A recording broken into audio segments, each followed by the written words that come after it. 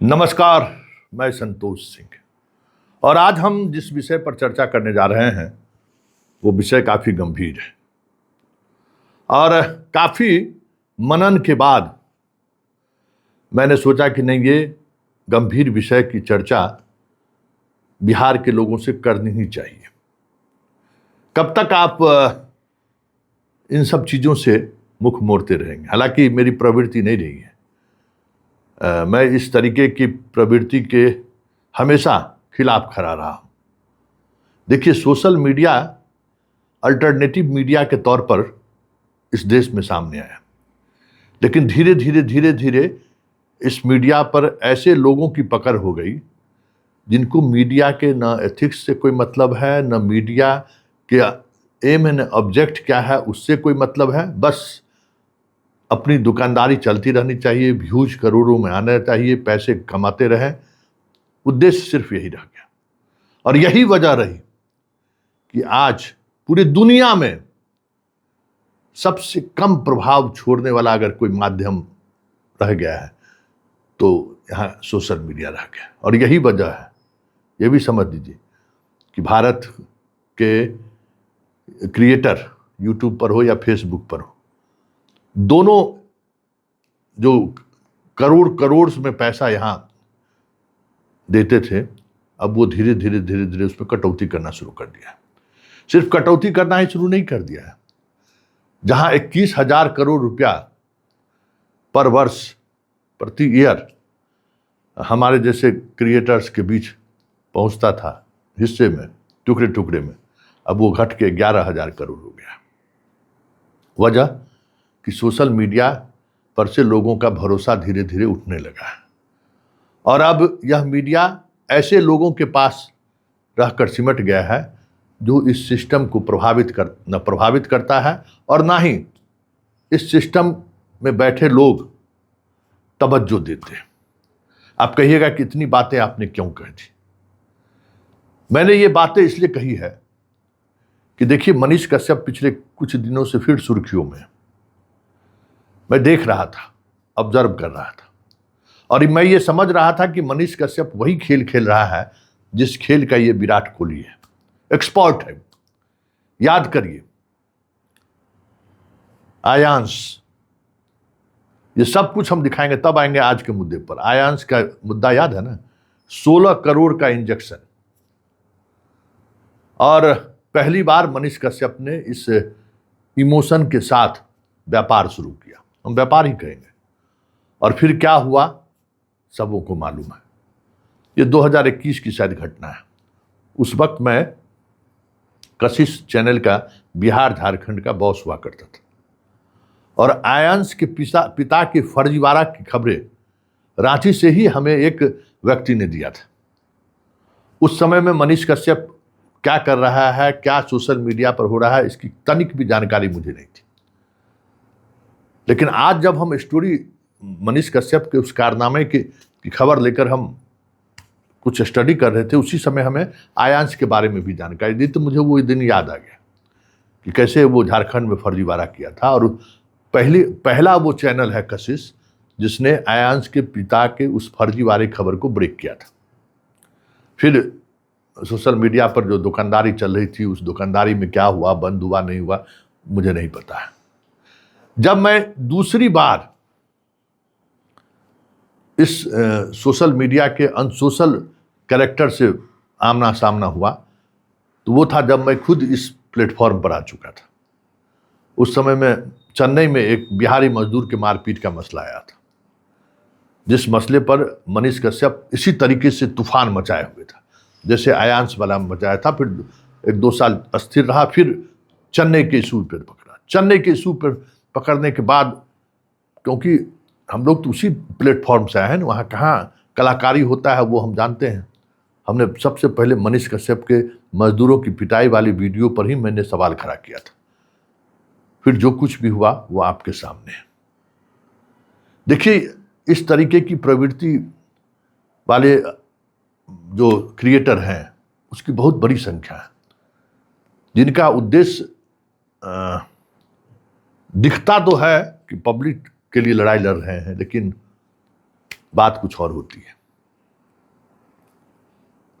समझ गए ना? इन चीज़ों को समझने की जरूरत है। आयांश का मामला हो, चेन्नई में मजदूर की पिटाई का मसला हो, याद है ना उस समय में सुप्रीम कोर्ट में इसके जमानत के लिए 17 18 वकील खड़े हुए थे और बीजेपी में यह बंदा शामिल हुआ। और बीजेपी में शामिल होते ही कम से कम बिहार में जो मुकदमा था वो मुकदमा तो खत्म हो गया। चेन्नई वाला चल रहा है कि क्या किया, किस स्थिति में ये नहीं जानता, लेकिन बिहार में राहत मिल गई इसको। अब प्रशांत किशोर के साथ इसको सियासी भूख तो है, विधायक एमपी बनने की तरफ तो है, और इस तरफ को बनाए रखने के लिए ये हमेशा जुगत में लगा रहता है कि हम कैसे एक क्रिएटर के सहारे जनता को हम दिखाते रहें। इसके सच तक और मनीष कश्यप के पेज पर आप जाइए, पिछले 6 महीने से ये 4 व्हीलर गाड़ी को लेकर कुछ ज़्यादा ही सेंसिटिव आपको दिखेगा। पहले टाटा का खरीदा, उसके शोरूम में हंगामा किया। उससे पहले देखेगा एसी, अपने घर में ऑफिस में एसी लगाया था, उस एसी में क्या गड़बड़ी हुआ, एसी को तोड़ते हुए इसने वीडियो बना दिया, बड़ी वायरल हुआ था। कहा कि ये हुआ वो हुआ, कुछ नहीं, मेंटेनेंस नहीं है, सर्विस सेंटर सही नहीं है। ये इसका तरीका है, क्योंकि इस समस्या से जीवन में, मतलब जो भी एसी यूज करने वाले लोग हैं, कोई न कोई तो कभी न कभी इस समस्या से तो 2-4 हो ही जाते हैं। तो इसका उस इमोशन को ये एक्सप्लॉइट करता है। पिछले 6 महीने में 3 गाड़ी खरीदा है, एक टाटा की गाड़ी। वहाँ एजेंसी में जाकर हंगामा किया कि क्या है नहीं है, इसका जो आप किए हैं, जो आपने दिया वो नहीं किया, उस गाड़ी को उसने वापस कर दिया, जो भी किया हो। उसके बाद एक महिंद्रा का गाड़ी लिया, देख लीजिए, इसका पंचर हो गया तो चक्का नहीं खुल रहा है, इसको लेकर भी बड़ा बबेला इसने सोशल मीडिया पर जम करके उठाया है। और तीसरा हुंडई, इस हुंडई में जो है इसने वो दिखाया है पेट्रोल।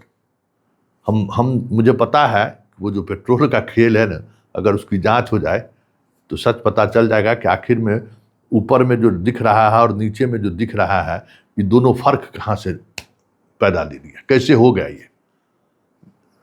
मुझे पता है कि इस तरीके से खेल किस तरीके से मीडिया वाले करते हैं, मतलब इस तरीके के क्रिएटर लोग। तो ये जो 2 रंग देख रहे हैं ना, पूरी तौर पे क्रिएट किया हुआ है, ऐसा हम मानते हैं।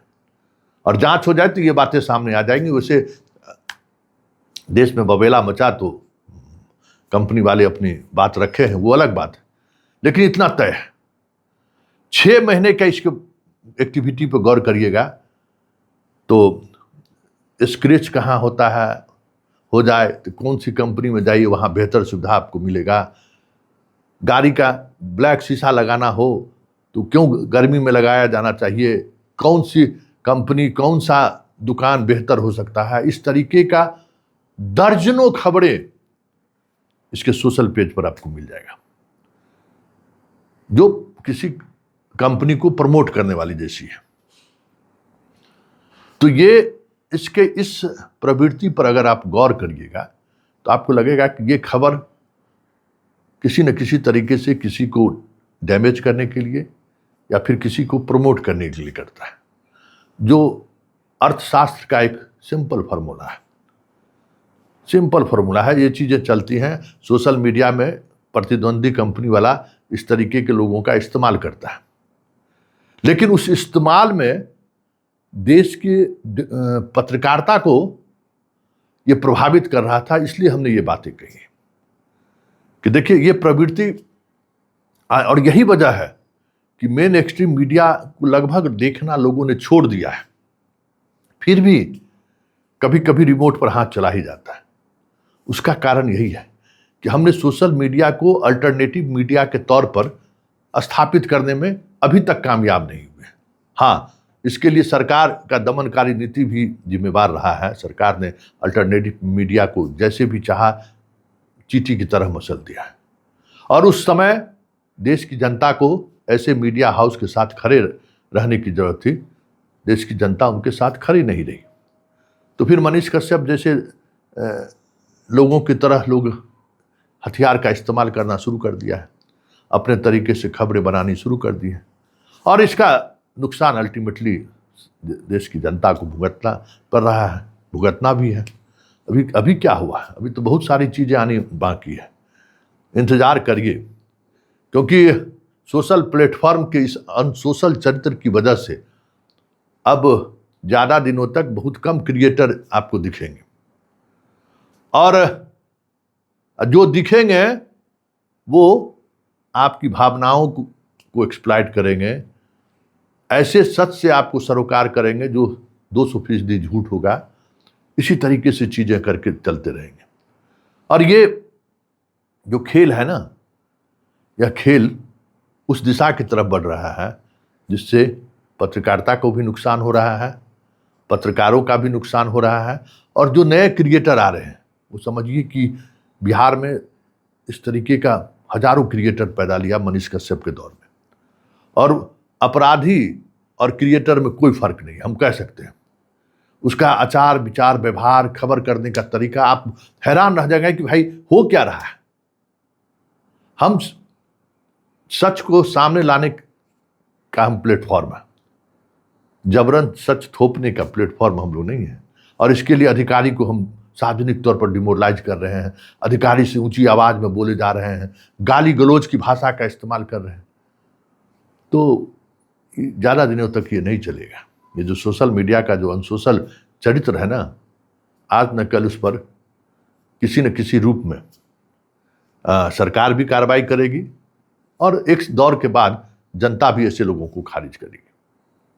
मनीष कश्यप का ये सच इसलिए हमने आपके सामने लाया है कि मनीष कश्यप जर्नलिस्ट नहीं है।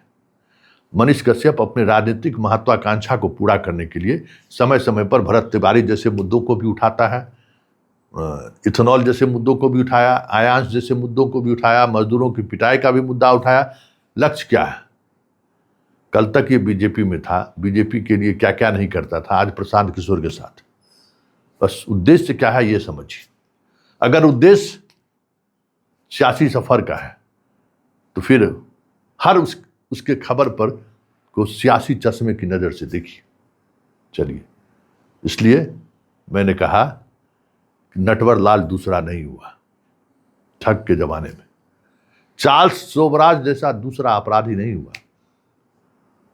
और सोशल मीडिया पर अनसोशल तरीके से खबरों के परोसने के स्किल में आने वाले समय में देख लीजिएगा, दूसरा कोई मनीष कश्यप पैदा नहीं लेगा। ये सब विलक्षण प्रतिभा वाले लोग हैं।